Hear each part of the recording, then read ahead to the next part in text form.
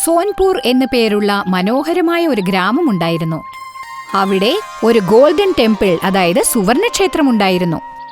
ജനങ്ങൾക്ക് ഈ ക്ഷേത്രം വളരെ ഇഷ്ടമായിരുന്നു. വിദേശ രാജ്യങ്ങളിൽ നിന്ന് പോലും ഈ ക്ഷേത്രം സന്ദർശിക്കാനായി ധാരാളം പേർ വരുമായിരുന്നു. ഒരു ദിവസം രാവിലെ രവി, ജിമ്മി എന്നീ 2 കൂട്ടുകാർ ആ ഗ്രാമത്തിലേക്ക് വന്നു. എടാ ജിമ്മി, നിനക്കൊരു കാര്യം അറിയാവോ? ഇവിടെ ഒരു ഗോൾഡൻ ടെമ്പിൾ ഉണ്ടെന്ന്. നീ എന്താ ഈ പറയുന്നത്? ഗോൾഡൻ ടെമ്പിളോ? അതെ, ഇവിടെ അങ്ങനെ ഒരു അമ്പലം ഉണ്ടെന്ന്. ദൈവത്തിന്റെ വിഗ്രഹം, അമ്പലം മണി, പിന്നെ അവിടെ ഉള്ളത് എല്ലാം സ്വർണ്ണമാണെന്നാ കേട്ടത്. എനിക്ക് ആ അമ്പലം ഒന്ന് കാണണം. നമുക്ക് അങ്ങോട്ടൊന്ന് പോയാലോ? എനിക്കും വലിയ ആഗ്രഹമാ. ഒരു സ്വർണം കൊണ്ടുള്ള അമ്പലം എങ്ങനെ ഇരിക്കുമെന്ന് എനിക്കറിയില്ല. ശരിയടാ, കൊണ്ടുപോകാം. അവർ 2 പേരും ക്ഷേത്രം എങ്ങനെയുണ്ടെന്ന് കാണാൻ വേണ്ടി പോയി. കൊള്ളാമല്ലോ, ഇതുപോലൊരു അമ്പലം ഞാൻ ഇതുവരെ ജീവിതത്തിൽ കണ്ടിട്ടില്ല. ഞാൻ പറഞ്ഞില്ലേ, കണ്ടാ നീ അത്ഭുതപ്പെടുമെന്ന്. ഞാൻ പറഞ്ഞത് ശരിയല്ലേ? എത്രത്തോളം സ്വർണ്ണമുള്ളത്? കോടിക്കണക്കിന് രൂപയുടെ സ്വർണമാ. അതെ, നീ പറഞ്ഞത് ശരിയാ. ആ 2 കൂട്ടുകാരും സുവർണക്ഷേത്രം കണ്ട് അതിശയിച്ചു പോയി. ഞാൻ എന്താ പറഞ്ഞു വരുന്നെന്ന് വെച്ചാൽ, നമുക്ക് ഇവിടുത്തെ സ്വർണം എടുത്തോണ്ട് എവിടേക്കെങ്കിലും പോയാലോ? ഞാനും ഇത് തന്നെ ആലോചിച്ചത്. പക്ഷേ ഇത്രയും സ്വർണം എങ്ങനെയാ എടുത്തോണ്ട് പോകുന്നത്? ആരെങ്കിലും കണ്ടാൽ നമ്മളെ പിടിക്കത്തില്ലേ? നമ്മള് ആരും കാണാതെ എടുത്തോണ്ട് പോകണം. രാത്രി അമ്പലത്തിൽ ആരും കാണത്തില്ല. ഇന്ന് രാത്രി നമ്മൾ 2 പേരും വന്ന് ഇവിടെയുള്ള സ്വർണ്ണ വിഗ്രഹവും എല്ലാ സാധനങ്ങളും എടുത്തുകൊണ്ട് എങ്ങനെങ്കിലും ഇവിടെ നിന്നും പുറത്തോട്ട് പോകണം. ആ, ഇത് നല്ല ഐഡിയ. രാത്രി എല്ലാവരും ഉറങ്ങിയതിന് ശേഷം നമുക്ക് ഇങ്ങോട്ട് വന്നിട്ട് എല്ലാ സാധനവും എടുത്തോണ്ട് എവിടേക്കെങ്കിലും പോവാം. അവർ 2 പേരും രാത്രിയാകാനായി കാത്തിരുന്നു. രാത്രിയായപ്പോൾ തിരുമേനി ക്ഷേത്രം അടച്ചുപൂട്ടി വീട്ടിലേക്ക് മടങ്ങി. അപ്പോൾ രവിയും ജിമ്മിയും ക്ഷേത്രത്തിലേക്ക് പ്രവേശിച്ചു. നീ എല്ലായിടത്തും നോക്കിയോ? ഇവിടെങ്ങും ആരും ഇല്ലല്ലോ. ആ, ഞാൻ എല്ലായിടത്തും നോക്കി, ആരുമില്ല. നീ വേഗം എടുക്ക്, നമുക്ക് ഇവിടുന്ന് പെട്ടെന്ന് പോണം. അവർ 2 പേരും വിഗ്രഹങ്ങളും അവിടെയുണ്ടായിരുന്ന സ്വർണം കൊണ്ടുള്ള സാധനങ്ങളും ഒരു ചാക്കിൽ പൊതിഞ്ഞു കെട്ടി അവിടെ നിന്നും രക്ഷപ്പെടാൻ വേണ്ടി പാലത്തിനടുത്തേക്ക് പോയി. കണ്ടില്ലേ, നമ്മളെ ആരും കണ്ടുപിടിച്ചില്ല. ഈ സാധനം എങ്ങനെങ്കിലും ഇവിടുന്ന് കടത്തണം. അതെ, ഇവിടെ കൂടുതൽ നിൽക്കുന്നത് റിസ്കാ. ആരെങ്കിലും കണ്ടാലേ നമ്മളെ പിടിക്കും. വേഗം വേഗം വേഗം ഇവിടുന്ന് നമുക്ക് പോകണം. അവർ 2 പേരും പാലം കടക്കുവാൻ ശ്രമിക്കുമ്പോൾ ആ പാലം അനങ്ങാൻ തുടങ്ങി.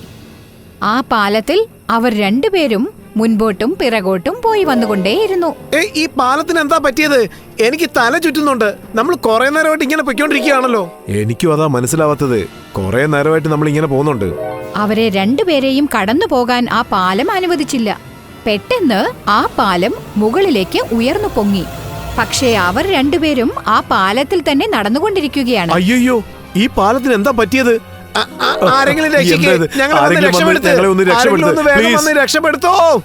മുകളിൽ പൊങ്ങി നിന്നിരുന്ന ആ പാലം പെട്ടെന്ന് താഴേക്ക് ഇറങ്ങിയപ്പോൾ അത് അപ്രത്യക്ഷമായി പോയി. അവർ 2 പേരും ശക്തമായി താഴേക്ക് നിലംപതിച്ചു. അവരുടെ നിലവിളി കേട്ട് ഗ്രാമവാസികളെല്ലാവരും പുറത്തേക്ക് വന്നു. ഈ രാത്രി സമയത്ത് നിങ്ങൾ എന്തിനാണ് ഇങ്ങനെ ബഹളം വെക്കുന്നത്? ഇങ്ങോ നോക്കിയ തിരുമേനി, ഈ പാലം ഞങ്ങളെ 2 പേരെയും പുറത്തോട്ട് പോകാൻ സമ്മതിക്കുന്നില്ല. അതിൽ തെറ്റൊന്നുമില്ല. ഇതെന്താണ്? അവർ 2 പേരും തിരിഞ്ഞു നോക്കിയപ്പോൾ ആ പാലം മുൻപുണ്ടായിരുന്ന സ്ഥലത്ത് തന്നെ ഉള്ളത് കണ്ടു. അവർക്കത് വിശ്വസിക്കാൻ കഴിഞ്ഞില്ല. ഇതെങ്ങനെയാ സംഭവിച്ചത്? പാലം മറഞ്ഞു പോയിരുന്നില്ലേ? നമ്മൾ താഴോട്ട് വീഴുകയും ചെയ്തു. ഇവിടെ എന്താ സംഭവിക്കുന്നേ? നിങ്ങൾ 2 പേരും എന്തെങ്കിലും തെറ്റായ കാര്യം ചെയ്തോ? അവർ 2 പേരും പരസ്പരം നോക്കി. താങ്കൾക്ക് ഇക്കാര്യം എങ്ങനെ മനസ്സിലായി? കാരണം ഇതൊരു മാന്ത്രിക പാലമാണ്. തെറ്റ് ചെയ്തവരും മോഷ്ടിച്ചവരും ഈ പാലം കടന്നു പോകാൻ സാധിക്കില്ല. അതുകൊണ്ടാണ് പാലം നിങ്ങളെ പോകാൻ അനുവദിക്കാഞ്ഞത്. നിങ്ങൾ തെറ്റ് ചെയ്തില്ലെങ്കിൽ ഒന്നും സംഭവിക്കില്ലായിരുന്നു. ഞങ്ങളോട് ക്ഷമിക്കണം തിരുമേനി. ഞങ്ങൾ അമ്പലത്തിലുള്ള വിഗ്രഹവും മറ്റ് സാധനങ്ങളെല്ലാം മോഷ്ടിച്ചുകൊണ്ട് പോവുകയായിരുന്നു. ഇവിടുന്ന് എവിടേക്കായാലും പോകാൻ വേണ്ടിയാ പോയത്. പക്ഷെ ഞങ്ങൾക്ക് ഈ പാലത്തിനെ കുറിച്ച് അറിയില്ലായിരുന്നു. ഇപ്പോഴാ എനിക്കൊരു കാര്യം മനസ്സിലായത്. തെറ്റ് ചെയ്തവർ ഈ പാലം കടന്നു പോകാൻ സാധിക്കില്ല. ഇനി ഞങ്ങൾ ഒരിക്കലും മോഷണമോ അങ്ങനെയുള്ള ഒരു കാര്യങ്ങളും ചെയ്യില്ല. കണ്ടില്ലേ കൂട്ടുകാരെ, ഈ മാന്ത്രിക പാലമുള്ളതുകൊണ്ട് കുറ്റം ചെയ്ത ഈ 2 പേർക്കും ഇവിടെ നിന്ന് രക്ഷപ്പെട്ടു പോകാൻ കഴിഞ്ഞില്ല. അപ്പോഴാണ് അവർക്ക് ബോധ്യമായത് തെറ്റ് ചെയ്തവർ തീർച്ചയായും ശിക്ഷിക്കപ്പെടുമെന്ന്. ഇതേപോലെ തന്നെ നിങ്ങളും ജീവിതത്തിൽ എപ്പോഴും നന്മകൾ മാത്രമേ ചെയ്യാവൂ. ഏത് പ്രതിസന്ധിയിലും തെറ്റായ കാര്യങ്ങൾ ചെയ്യാനേ പാടില്ല.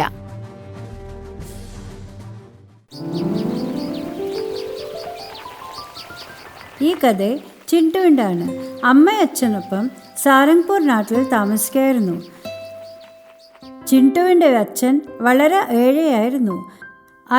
അവർ ചിണ്ടുവിനെ നല്ല മനുഷ്യനായാൻ പഠിപ്പിച്ചു. ചിണ്ടു വയസ്സിൽ ചെറുതായാലും വളരെ സ്മാർട്ടായിരുന്നു. അച്ഛൻ നമ്മുടെ പരിസ്ഥിതി അവനെ മനസ്സിലാവുകയായിരുന്നു. ഈശ്വര, അങ്ങേക്ക് എൻ്റെ കുടുംബത്തിൻ്റെ അവസ്ഥ അറിയാമല്ലോ. എൻ്റെ മാതാപിതാക്കളുടെ കഷ്ടപ്പാടുകൾക്ക് അറുതി വരുത്തിയാലും. ചിണ്ടു അമ്പലത്തിന് പ്രസാദം കൊണ്ട് വീട്ടിൽ പോകാൻ ഇറങ്ങി. അപ്പോൾ ചിണ്ടുവിന് പേട്ടു ചെറിയൊരു നായ്ക്കുട്ടിയെ വേദനിക്കുന്നത് കണ്ടു. പേട്ടു, നീ എന്തായി കാണിക്കുന്നത്? കൊണ്ടുകൂടെ, ഞാൻ ഈ പട്ടിക്കുട്ടിയുടെ കൂടെ കളിക്കുക. നീ നിന്റെ പണി നോക്ക്. ഓടിയിടുന്ന്. പേട്ടു നിക്ക്. ആ നായ്ക്കുട്ടിക്ക് വല്ലാതെ വിഷമമാവുന്നുണ്ട്. അതിനെ ഉപദ്രവിക്കല്ലേ. നമ്മുടെ ടീച്ചർ പറഞ്ഞതല്ലേ, മിണ്ടാപ്രാണികളെ ഉപദ്രവിക്കരുതെന്ന്. ഓടാ, അധികം വർത്തമാനം പറയാതെ. പേട്ടു, ഇനിയും നീ ഇതിനെ ഉപദ്രവിച്ചാൽ ഞാൻ ടീച്ചറോട് പറഞ്ഞു കൊടുക്കും. വിടതിനെ. പേട്ടു ടീച്ചറിനെ പേടിച്ച് അവിടുന്ന് പോകാൻ തുടങ്ങി. ചിണ്ടു ആ നായക്കയത്തിൽ ഉള്ള കയറ് അയക്കാൻ തുടങ്ങി. എനിക്ക് തോന്നുന്നു നിനക്ക് വിശക്കുന്നുണ്ട്. ചിണ്ടു അവന്റെ പ്രസാദം ആ നായ്ക്കുട്ടിനെ തിന്നാൻ കൊടുത്തു. പ്രസാദം കഴിച്ചതും ആ നായ്ക്കുട്ടി ഒരു ജിന്നായി മാറി. ചിണ്ടു ഇത് കണ്ട് പേടിച്ചു പോയി. നീ ആരാ? ഞാനാണ് ജീൻ ജോണി ജനാർദ്ദൻ. നിന്റെ നല്ല പ്രവൃത്തി കൊണ്ട് എനിക്ക് സന്തോഷമായി. എന്ത്? സത്യമായും നിങ്ങൾ ജിന്നാണോ? അതെ. വിശ്വാസമാകുന്നില്ലെങ്കിൽ ഇതാ നോക്കൂ, എൻ്റെ ആധാർ കാർഡ്. ശരിക്കും നിങ്ങൾ എനിക്ക് വേണ്ടി എന്തും ചെയ്യുമോ? ആ, പറയൂ, നിനക്ക് എന്താ വേണ്ടത്? ചോക്ലേറ്റിൻ്റെ മരമോ, ഐസ്ക്രീം കുളമോ, അല്ലെങ്കിൽ മറ്റു വല്ലതുമാണോ വേണ്ടത്? ഞാൻ ജിൻ തന്നെയാണ്. ഞാൻ നിന്റെ 3 ആഗ്രഹങ്ങൾ സാധിച്ചു തരാം. അതെ, എനിക്ക് ആദ്യം കുറച്ച് നല്ല പുത്തൻ ഉടുപ്പുകൾ വേണം. അവിടുത്തെ ആജ്ഞ പോലെ. അയ്യടാ, ഇത് ശരിക്കും ഇന്ദ്രജാലം തന്നെ. ഇത് ഇന്ദ്രജാലമൊന്നുമല്ല. നിനക്കെന്തെങ്കിലും ഗുണമുണ്ടാകുമ്പോൾ അത് മറ്റൊരാൾക്ക് വിപരീതമായി വരും. എന്നുവെച്ചാൽ നിനക്ക് ഉടുപ്പുകൾ കിട്ടിയില്ലേ ഇപ്പോൾ? അങ്ങോട്ട് നോക്കൂ.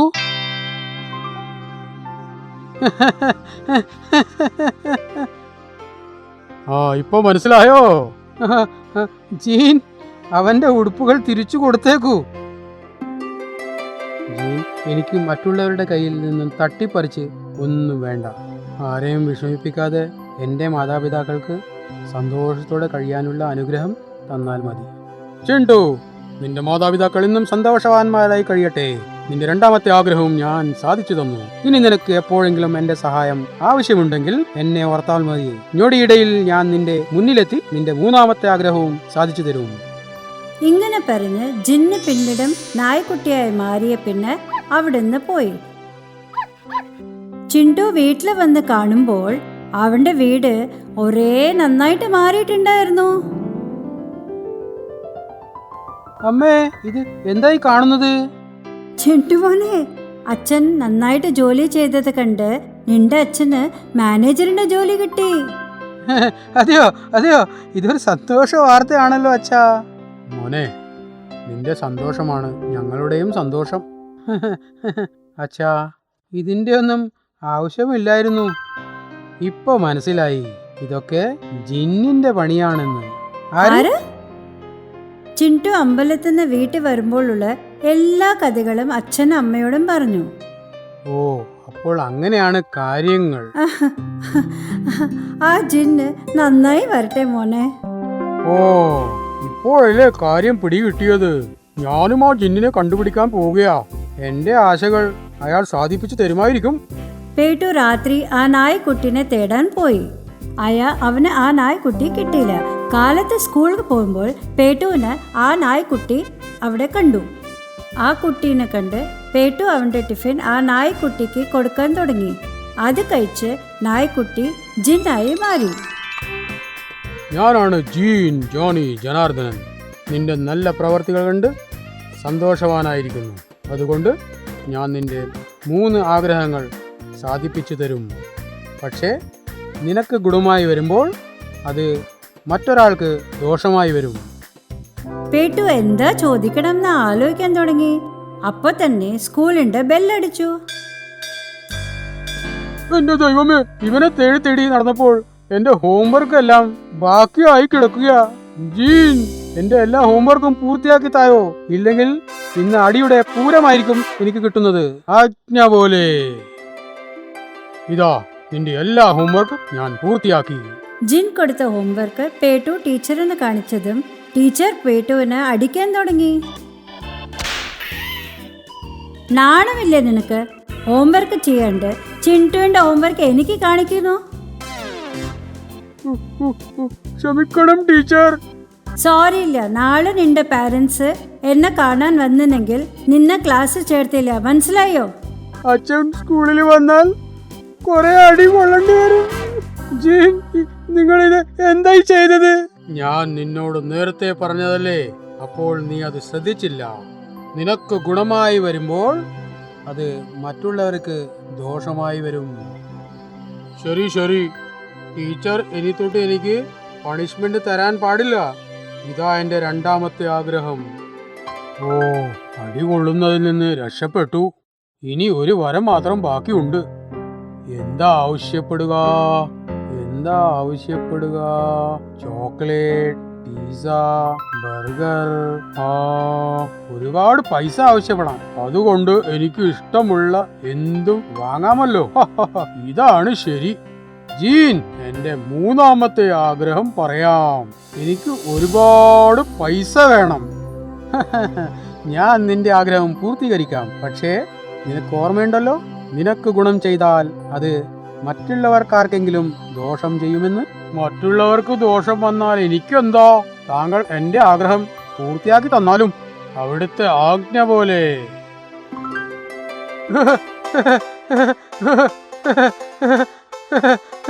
ഇത്രയും പൈസയോ? ഇതിനെ കൊണ്ട് എന്ത് വേണമെങ്കിലും വാങ്ങാം. Mister Malhotra, you are under arrest. അതിന് ഞാൻ എന്ത് കുറ്റാ ചെയ്തത്? ബാങ്ക് ഓഫ് സഹാറൻപൂരിൽ കൊള്ള നടന്നിട്ടുണ്ട്. കൊള്ള മുതൽ എല്ലാം നിങ്ങളുടെ വീട്ടിലുണ്ടെന്ന് ഞങ്ങൾക്ക് വിവരം കിട്ടിയിട്ടുണ്ട്. പക്ഷേ ഞാനൊന്നും ചെയ്തിട്ടില്ല. എല്ലാ തെളിവുകളും നിങ്ങൾക്കെതിരെയാണ് മിസ്റ്റർ മൽഹോത്ര. ദൈവമേ, ഇതൊക്കെ എവിടുന്ന് വന്നതെന്ന് എനിക്ക് അറിയില്ല. എന്റെ അച്ഛനെ രക്ഷിക്കൂ. ഞാൻ നിന്നോട് മുൻകൂട്ടി പറഞ്ഞതല്ലേ, ഞാൻ എന്റെ 3 ആഗ്രഹങ്ങളും സാധിപ്പിച്ചു കഴിഞ്ഞു. എനിക്കിനി ഒന്നും ചെയ്യാൻ പറ്റില്ല. ജീൻ, എനിക്ക് ഒരു വരം കൂടി ചോദിക്കാൻ ബാക്കിയുണ്ടല്ലോ. പേട്ടുവിന്റെ 3ാമത്തെ ആഗ്രഹം നടക്കാതെ പോട്ടെ. ആജ്ഞ പോലെ. ചിന്റു അവന്റെ ഒടുവിലത്തെ വിഷ് ഉപയോഗിച്ച് പീട്ടുവിന് ഒരു പാഠം പഠിപ്പിച്ചു. പേട്ടു അവന്റെ കുറ്റങ്ങളെ സംബന്ധിച്ച് അവര് ഒരു നല്ല കൂട്ടുകാരലായി. ഈ അവസരം എല്ലാവർക്കും കിട്ടില്ല. അതുകൊണ്ട് ആലോചിച്ച് പരിശ്രമം ചെയ്യാണ്ട് ഒന്നും കിട്ടില്ല. എല്ലാത്തിനും ഒരു വില ഉണ്ടാവണം.